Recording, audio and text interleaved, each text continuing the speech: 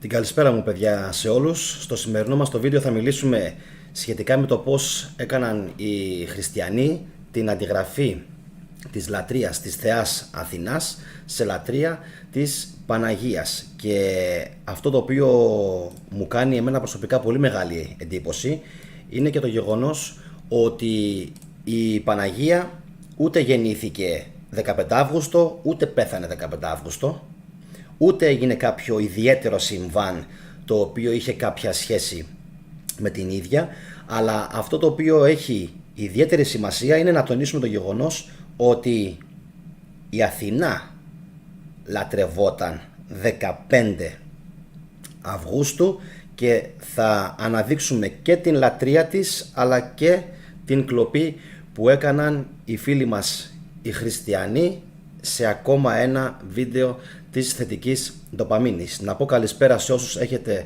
συνδεθεί για να δείτε το live και όσοι είστε πρώτη φορά στο κανάλι να κάνετε εγγραφή και να χτυπήσετε φυσικά το κουδουνάκι για να σας έρχονται οι ειδοποιήσεις. Πάμε λοιπόν να δούμε τι ακριβώς παίζει με την Παναγία. Θα δούμε και δύο άρθρα, διότι για την Παναγία ουσιαστικά δεν ξέρουμε παιδιά τίποτα απολύτως. Δεν ξέρω αν το έχετε καταλάβει. Για την Παναγία δεν ξέρουμε τίποτα απολύτως. Αυτό το οποίο θέλουν οι χριστιανοί να πιστέψουμε είναι πως γέννησε ένα όν μέσω άμμου σύλληψης, εντάξει, δεν έκανε δηλαδή την φυσιολογική πράξη όπως κάνουν όλοι οι άνθρωποι, ήρθε ο Αρχάγγελος ας πούμε και της το φύτεψε, και αφού το φύτεψε μετά μέσα της το έμβριο και το γέννησε μόλις 16 ετών, σήμερα θα ακούσετε πολύ χολή, το γέννησε λοιπόν 16 ετών, μετά αυτός ο θεάνθρωπος άλλαξε την ανθρωπότητα. Σταμάτησαν οι πόλεμοι, σταμάτησε η πείνα, αναστήθηκαν όλοι οι νεκροί, ο Σωκράτης, ο Αριστοτέλης, ο Πλάτωνας, ο Μέγας Αλέξανδρος, ο Αγισίλαος, ο Ξέρξης, ο Δαρίος, πήγανε στους ουρανούς όλοι αυτοί και τρώγανε και πίνανε μαζί και κάνανε εκεί γλέντια και είχανε σε κλέτια, περνούσαν τέλεια. Όλη η παρέα εκεί, ο Λεωνίδας φυσικά, οι 300, οι αντίπαλοι, οι πολεμιστές από τον Μαραθώνα, οι αντίπαλοι τους ήθελα να πω οι Πέρσες, ήταν όλοι εκεί, αναλήφθηκαν πάνω στους ουρανούς και από τότε άλλαξε η ανθρωπότητα ριζικά, δεν είχαμε ούτε, δηλαδή, ούτε μεσαίωνες είχαμε, ούτε καταστροφές ναών είχαμε, ούτε είχαμε οικονομαχίες, ούτε σταυρώθηκαν, ούτε σκοτώθηκαν μετάανθρωποι. Άλλαξε δηλαδή η ανθρωπότητα 180 μοίρες και όλα έγιναν τέλεια πάνω στη γη, διότι γεννήθηκε ο Θεάνθρωπος σύμφωνα με τους χριστιανούς και τα άλλαξε όλα. Κατάφερε και τα άλλαξε όλα. Από τότε δεν έχουμε ξαναδεί ποτέ εμείς μαύρη μέρα. Οι άνθρωποι για την ακρίβεια έχουν γίνει αθάνατοι, δεν πεθαίνουν πλέον οι άνθρωποι. Επίσης είναι επιστημονικά πλέον αποδεδειγμένο και θρησκευτικά αποδεδειγμένο ότι αν κάνεις μια ευχή αφού πάθεις ένα τροχαίο ή αν κάνεις ένα τάμα, το πόδι σου μαγικά θα ξαναφυτρώσει και τα χέρια σου, τα πόδια σου, τα μέλη σου, όσα έχασες στο τροχαίο θα ξαναβγούν φυσικά, γιατί ξέρετε χρειάζεται να πιστεύεις σε αυτή τη θρησκεία για να γίνει κάτι τέτοιο. Αν δεν πιστεύεις δεν μπορεί να γίνει φυσικά. Οπότε οι Κογκολέζοι, οι κάτοικοι της Νοτιού Αφρικής, οι κάτοικοι που ζουν στη Μιανμάρ, οι Βουδιστές, όλοι αυτοί δεν θα έχουν αυτή την ιδιαίτερη μεταχείριση την οποία έχουν οι χριστιανοί. Μιας και ξέρουμε ότι οι χριστιανοί είναι αθάνατοι πλέον. Δεν ξέρω αν το έχετε καταλάβει. Οι χριστιανοί πλέον είναι αθάνατοι, δεν πεθαίνουν. Εντάξει, δεν πεθαίνουν.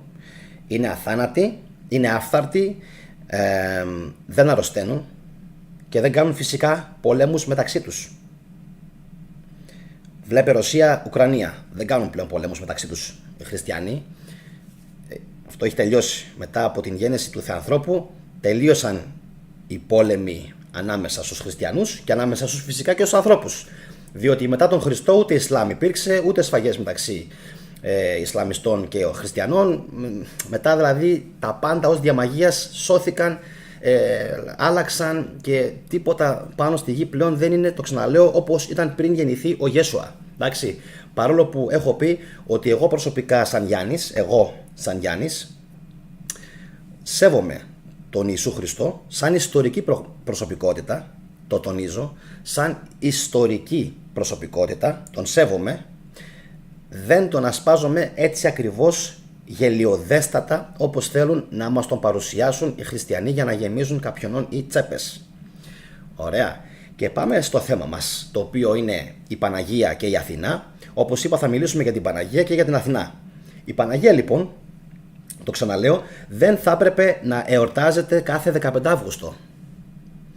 Και αν εσείς εκεί έξω, οι φίλοι μας, οι χριστιανοί, διαβάζετε κάποια σχετικά αποσπάσματα, παύλα κείμενα, χειρόγραφα, θα ξέρετε ότι δεν υπάρχει η ημερομηνία γέννησης της Μαριάμ.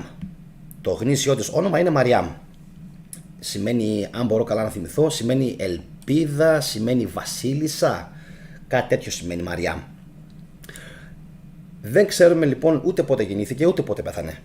Αλλά για κάποιον μυστήριο λόγο την ταύτισαν οι χριστιανοί, οι κλέφτες ή οι αντιγραφείς, γιατί κλέφτες είναι φυσικά, αυτό το έχουμε πει άπειρες φορές, κλέφτες είναι, κλέφτες και αντιγραφείς και πλαστογράφοι της Αθηνάς. Αντέγραψαν λοιπόν την Αθηνά, την εικονιζόμενη, η οποία όλος τυχαίως, όπως θα μας πει και σε ένα του άρθρο ο κύριος Ηλίας Γιαννακόπουλος, φιλόλογος, δεν είναι καθόλου σύμπτωση ότι συμπίπτει ο 15 Αύγουστος της Παναγίας με τον 15 Αύγουστο των αρχαίων Αθηναίων. Εντάξει, δεν είναι καθόλου τυχαίο, δεν είναι σύμπτωση. Αυτή είναι η πρώτη αναλογία, λέει ο κύριος Γιαννακόπουλος. Μια πρώτη αναλογία ανάμεσα στη Θεά Αθηνά και την Παναγία. Η ημερομηνία εορτασμού τους. Προς τιμήν της Αθηνάς γιορτάζονταν τα Παναθήναια. Σήμερα γιορτάζονται, ερωτηματικό, κάθε 28 του αρχαίου μήνα εκατομβεώνα. Γιορτάζονταν. Μέσα Ιουλίου, μέσα Αυγούστου, σημερινή δηλαδή ημερομηνία, και ο εορτασμός της Παναγίας συμπίπτει επίσης 15 Αύγουστο, για να σας πέσουν τα μαλλιά της κεφαλής σας. Απίστευτη σύμπτωση. Δεύτερη σύμπτωση, την οποία φρόντισαν πάρα πολύ καλά να κάνουν οι πλαστογράφοι χριστιανοί, ήταν τα πολλά ονόματα που έχει η Αθηνά, από διάφορους ύμνους φυσικά που έχουν διασωθεί: Πρόμαχος, Παρθένος, Λιμνία, Παρθένος.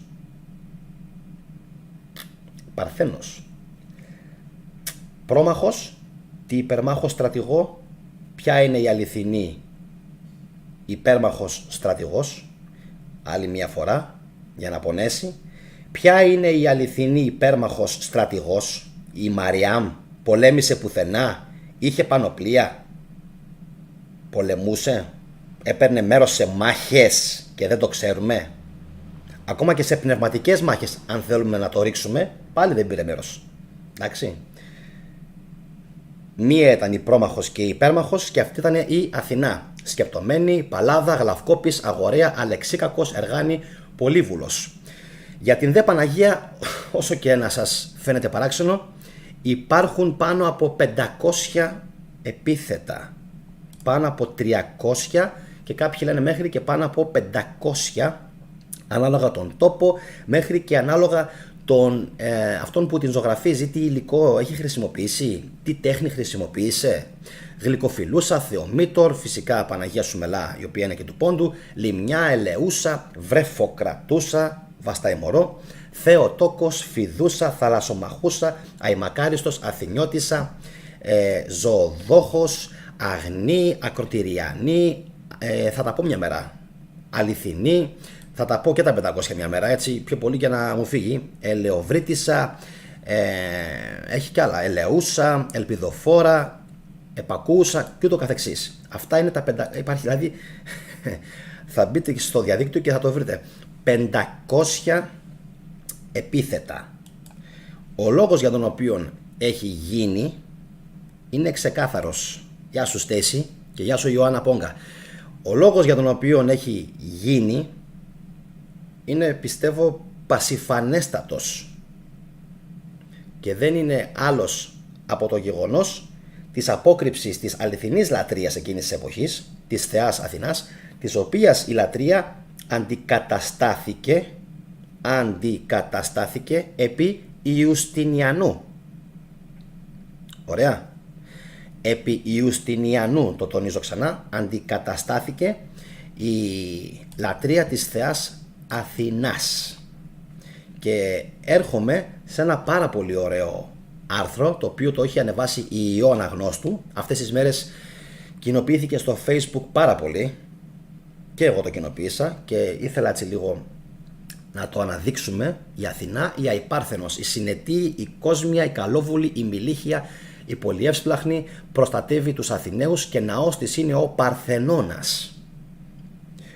Ο ναός της είναι ο Παρθενώνας, ο οποίος Παρθενώνας μετά αλλάζει όνομα και γίνεται της Αϊπαρθένου Θεοτόκου. Ο Παρθενώνας γίνεται της Αϊπαρθένου Θεοτόκου. Εντάξει, για να δείτε πόσο εύκολα μπόρεσαν και επικράτησαν και αντέγραψαν, όπως λέει και ο Νικβίλ, γεια σου Νικβίλ, αντέγραψαν δηλαδή και την αρχαία ελληνική γραμματεία, εκεί που τους συνέφερε, αλλά και οτιδήποτε είχε σχέση και με την αρχαία Ελλάδα και με τις λατρείες φυσικά. Να ξέρετε επίσης ότι οι Έλληνες λάτρευαν τοπικά διαφορετικές θεότητες, τοπικά. Ο 15 Αύγουστος ήταν η γιορτή της Μαρμέρας ή Μαρμαριγής. Να ξέρετε, όπου βλέπετε το πρόθεμα Μαρ, εξού και Μαρία ίσως, αλλά και Μάρμαρον, το πρόθεμα Μαρ σημαίνει αυτό που λάμπει. Αυτό που λάμπει ή αυτό που φέγγει, εξού και Μάρμαρο. Μαρμέρα ή Μαρμαριγή σημαίνει το φως των άστρων που τρεμοσβήνει, το οποίο ήταν προφανώς το άστρο του Σύριου. Αλλιώς η Μαρμέρα λέγεται ημέρα, γράφει Ιω. Είναι η μέρα που το φως από τον Σύριο φώτιζε το πρόσωπο του αγάλματος της θεάς Αθηνάς στον Παρθενώνα. Ο Σύριος είναι το ζωοποιό άστρο της γης, αφιερωμένο στον Λακεδαίμον 21, ο οποίος το ζήτησε αυτό το βίντεο. Είναι το άστρο που έχει την απόλυτη ευθύνη για την πορεία της ζωής στον πλανήτη μας και ο ιεροφάντης των ελληνικών μυστηρίων ήταν γνώστης της δραστηριότητας των αρίων κατοίκων του αστερισμού του Συρίου. Αυτοί έφεραν την ζωή στην Γαία. Το άστρο του Σύριου, σύμφωνα με την αρχαία ελληνική παράδοση, ήταν το άστρο της δημιουργίας της ζωής στη γη και το τιμούσαν σε όλη την Ελλάδα με ιερά αφιερωμένα στον Κίνα, και όχι Κίνα με γιώτα, με ύψιλον, και τον Κιναίο Δία, διότι ο Σύριος ανήκει στον αστερισμό του Κοινός. Και ο Σοκράτης έλεγε «μα τον Κίνα» όταν ορκιζόταν, και κάποιοι άσχετοι βέβηλοι λένε ότι ορκιζόταν σε σκύλο. Κάτι που δεν ισχύει. Ωραία. Κάτι που δεν ισχύει. Ένας μύστης σαν τον Σοκράτη μόνο σε κάτι ανώτερο θα μπορούσε να ορκιστεί. Τη υπερμάχο στρατηγό μου, γράφει η Στέισι, αντιγραφή του ορφικού ύμνου της Αθηνάς. Γενικότερα οτιδήποτε έχουν κάνει, Στέισι, οτιδήποτε έχουν πάρει είναι ή από την αρχαία ελληνική μυθολογία ή από τους Μεσοποτάμιους ή από τον Ζωροαστρισμό είτε από τον Μηθραϊσμό ή φυσικά εννοείται το κυριότερο από όλα από την αρχαία Αιγυπτιακή λατρεία και από την Εβραϊκή. Και από την Εβραϊκή, γιατί κάποιοι μπερδεύουν τους Εβραίους. Δεν ξέρω γιατί γίνεται αυτό το πράγμα. Τους Εβραίους μην τους μπερδεύετε. Άλλο πράγμα είναι ο Ιουδαϊσμός και άλλο πράγμα είναι το σύγχρονο πράγμα, συνονθήλευμα που λέγεται χριστιανισμός. Μην μπερδεύεστε. Χριστιανισμός Ρωμαίοι, Βατικανό. Εντάξει. Μπερδεύεστε, αφήστε τους Εβραίους, καλά είναι εκεί που είναι, έχουν τα δικά τους, φοράνε εκεί την κιπά όπως λέγεται, έχουν τα δικά τους εκείνοι. Έχουν πάρει χριστιανή στοιχεία από τον Εβραϊσμό, εννοείται πολλά, αλλά μην μπερδεύουμε το ένα με το άλλο, δεν έχει καμία σχέση. Συνεχίζουμε. Υπάρχει Πίνδαρος, έκτη οδή του Νεμεωνίκου. Υπάρχει μια φυλή ανθρώπων και μια φυλή θεών. Έχουν και οι δυο πνοή ζωής από την ίδια μητέρα. Σαν να έχουμε πλαστεί δηλαδή στο άστρο του Κοινός και κάποιοι μας έχουν φέρει εδώ. Χωριστές όμως δυνάμεις μας κρατάνε μοιρασμένους και η μια είναι τίποτα, ενώ η άλλη έχει τον οριχάλκινο ουρανό για σίγουρη Ακρόπολη. Τι να σημαίνει, Κι όμως έχουμε κάποια ομοιότητα σε μεγάλη ευφυΐα και δύναμη με τους αθανάτους και ας μην ξέρουμε τι θα μας φέρει η ημέρα. Λοιπόν, το ξαναλέω ότι 15 Αυγούστου ήταν η γιορτή της Αθηνάς και ήταν και η περίοδος που τελούνταν τα Παναθηναία.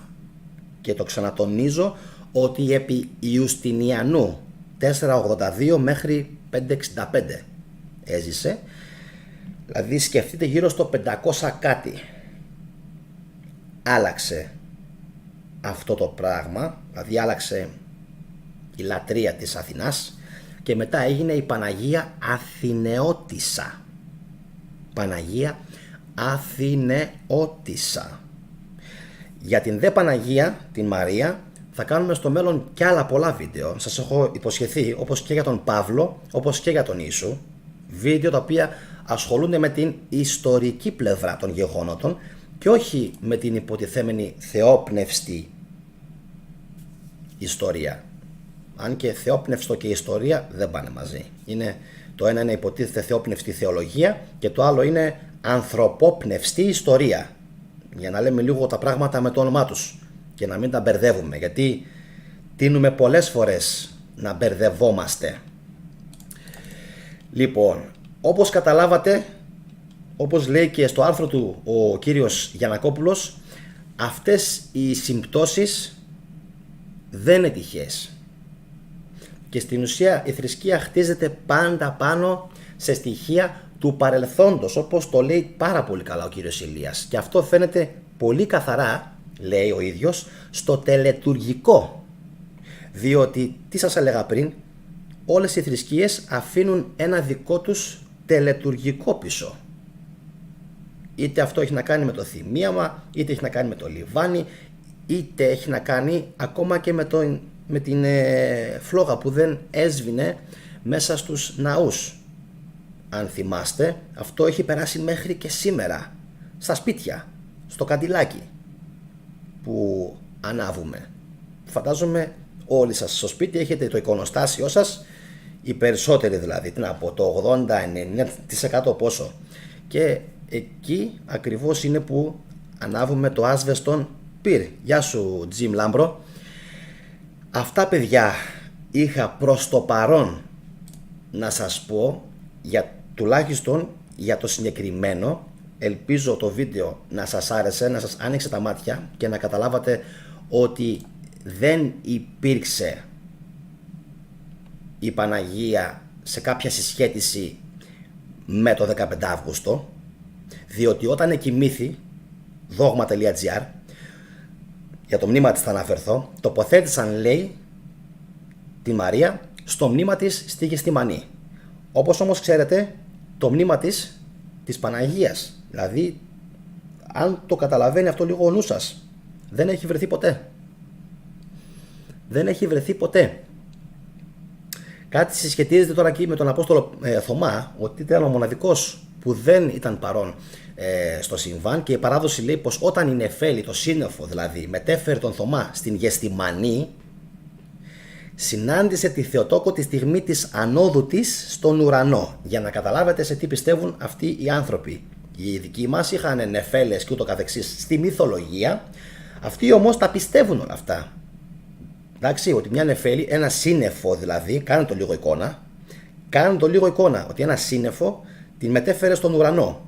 Μετά βέβαια από τον ουρανό ξέρουμε όλοι πλέον ότι υπάρχει το διάστημα. Ωραία. Υπάρχει το διάστημα.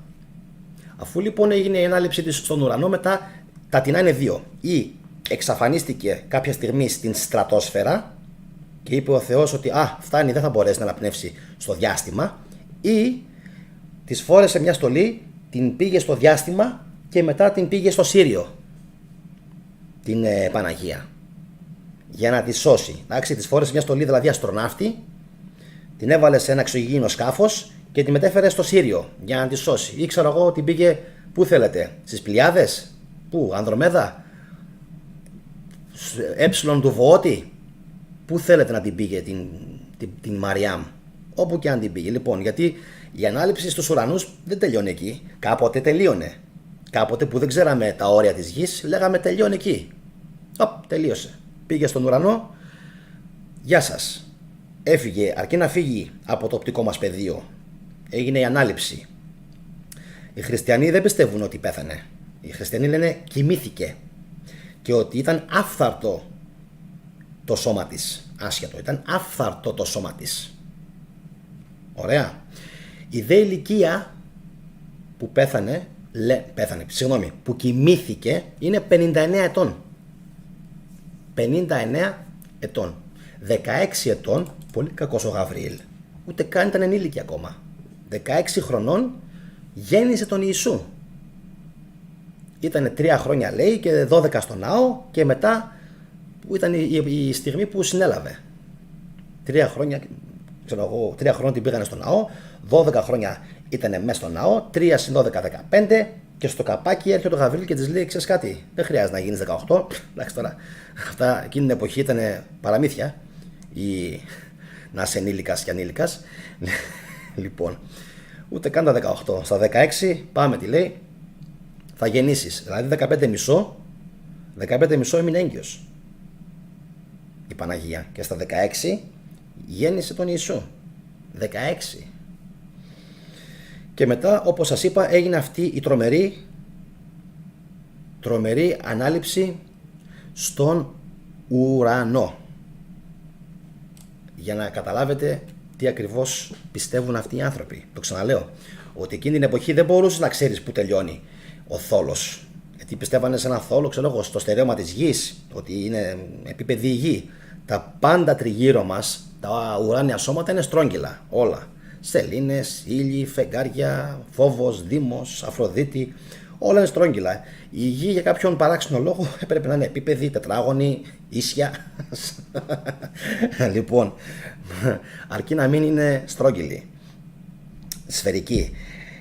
Λοιπόν, και έφευγες πάνω λοιπόν στα ουράνια δώματα και εκεί τελείωνε η πορεία σου. Αυτό είναι κάτι που το πιστεύουν αυτοί οι άνθρωποι. Δηλαδή δεν το πιστεύουν μόνο για τον Ιησού, το πιστεύουν και για την Μαριάμ. Ότι επίσης η Μαριάμ ήταν και αυτή, λέει, αν το έχετε διαβάσει, η μαμά, η Άννα, η μαμά της Μαριάμ, η Άννα και ο Ιωακήμ επίσης την συνέλαβαν, λέει, χωρίς να γίνει κάτι. Μπείτε και διαβάστε, δηλαδή και αυτή ήταν καθαρή. Ήταν και αυτή ψιλοθεάνθρωπος η Μαριάμ. Ήταν και αυτή ψιλοθεάνθρωπος, γιατί λέει και αυτήν το σώμα ήταν άφθαρτο. Και αυτήν στο σώμα αναστήθηκε και αυτήν στο σώμα αναλήφθηκε στους ουρανούς. Ξέρετε γιατί? Γιατί δεν ξέρουν τι απέγινε. Επειδή δεν μπόρεσαν να βρουν ένα μέρος που να το χαρακτηρίσουν ως αρχαιολογικό σημείο αναφοράς. Ωραίο πράγμα η αρχαιολογία. Επειδή δεν μπόρεσαν να βρουν ένα συγκεκριμένο σημείο αναφοράς και έναν τόπο να το βαφτίσουν ότι είναι ο τάφος της Μαριάμ, έπρεπε να σκεφτούν και αυτοί κάτι τον 4ο-5ο αιώνα. Και σου λέει, τι να κάνουμε τώρα, τι να πούμε? Το βρήκα. Η κλασική απάντηση. Αναλήφθηκε στους ουρανούς, έφυγε. Με το πύρινο άρμα. Γιατί όχι? Μια πάρα πολύ καλή δικαιολογία για να μπορέσουν να στηρίξουν αργότερα το δόγμα τους. Ωραία. Οπότε οι διαφορετικές απόψεις που λένε κάποιοι, Θόδωρε Διαμαντόπουλε, οι διαφορετικές απόψεις πέφτουν στο κενό. Όταν υπάρχει γελοιότητα, όταν υπάρχει ηλιθιότητα, όταν υπάρχει έλλειψη ιστορικών στοιχείων και όταν φυσικά έχει γίνει τόσο μεγάλη σφαγή στο Πανελλήνιο. Εντάξει, όταν χλεβάζανε αυτοί, καλά ήτανε. Όταν αυτοί σκοτώναν, καλά ήτανε. Όταν αυτοί γκρέμιζαν τους ναούς, μέχρι πρόσφατα το 2009 στην Ανάφη, καλά ήτανε. Εκεί είμαστε δημοκράτες ξαφνικά και λέμε διαφορετικές απόψεις. Εκεί που τσούζει ο πισνός μας, εκεί είναι καλά. Έτσι. Λοιπόν, επίσης, Άντζελο, δεν θέλω να με λέτε Γιαννάκη, Όταν με λένε Γιαννάκη κάτι παθαίνω. Κάνε ένα διάλειμμα, ένα εξάλεπτο διάλειμμα, λίγο να συνέλθεις. Δεν μ' αρέσει να με λένε Γιαννάκη, με υποτιμάει. Από πάντα ήμουν έτσι. 1000 φορές να με πεις τη λέξη με τα 3α, παρά να με πεις Γιαννάκη, κάτι παθαίνω. Σε έβαλα σε διάλειμμα 6 λεπτά λίγο για να συνέλθεις.